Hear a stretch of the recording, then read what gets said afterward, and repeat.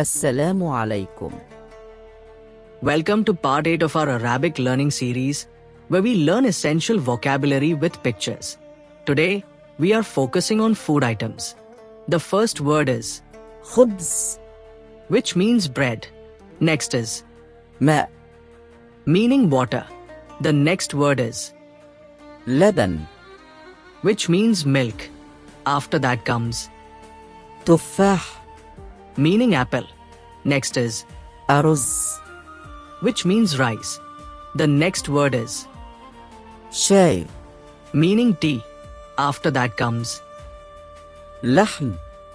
which means meat. Next is جبن. meaning cheese.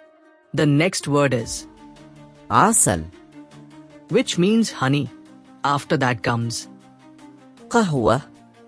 meaning coffee. And the last word is بيض.